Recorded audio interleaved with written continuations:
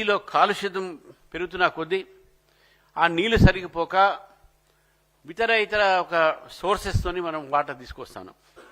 Krishna water 1, phase 1, phase 2, phase 3 ఇవి కూడా Bharatiya Janata party demand చేస్తేనే ఆ వాటర్ మనకు రావడం జరిగింది.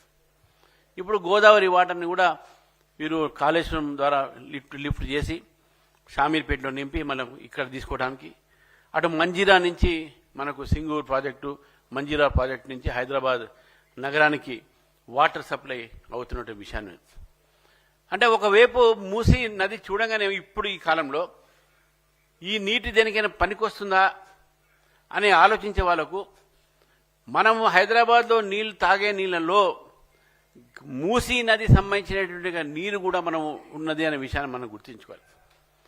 ఏ జలమైతే మనకు జీవితం ఇస్తుందో, ఏ జలమైతే మన జీవన ఆధారం ఉందో ఆ నదిని ఈరోజు మనం ఎంతవరకు గౌరవించుకుంటున్నామో ఒకసారి మనం చూసుకోవాలి. అన్ని నాళాల మీద చూడండి పొంగుతుంటాయి, మీద వస్తూనే ఉంటాయి. మూసీ అనగా నేను మలక్పేట దగ్గర ఇప్పుడు బ్రిడ్జ్ కడుతున్నారు, ఆ ఒక మూసీ నది చూస్తూ ఉంటే మనం పోతూ ఉంటే అది నిజంగా కూడా ఇప్పుడు ఇది మూసీ నది ఈ నీళ్ళ మనం తాగుతున్నదని అనిపిస్తుంది. దీన్ని ప్రక్షాళన చేయాల్సిన అవసరం ఉన్నది. ఇది ప్రక్షాళన చేస్తే మీరు తప్పకుండా ఏ ప్రభుత్వమైనా సరే దానికి భారతీయ జనతా పార్టీ పూర్తిగా మద్దతు పలుకుతుందని చెప్పేసి కూడా తెలియజేస్తున్నాను. ఎందుకంటే we want clean water, clean environment. కానీ మూసీ అనగానే హైదరాబాద్లో ఉన్నటువంటి గండిపేట దగ్గర నుంచి ఇక్కడ మలక్పేట దాకా లేకుంటే పీర్జాదిగూడ దాకా ఇది కాదు కదా.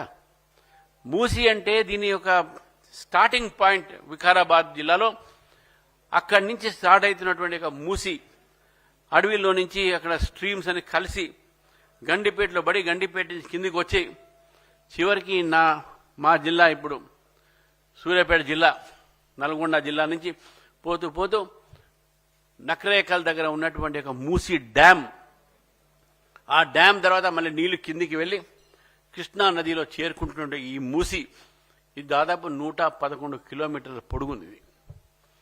మూసీ అనగానే హైదరాబాద్ నగరంకే కాదు, అటు యాదాద్రి జిల్లాకు, నల్గొండ జిల్లా, సూర్యాపేట జిల్లాలో కూడా ఈ నది ప్రవహించి ఈరోజు ఆ నది పక్కన పంటలు ఏదైతే పండుతున్నాయో అవి కూడా ఈరోజు విషపూర్వకంగా మారిన విషయాలు మనం గుర్తుపెట్టుకోవాలి.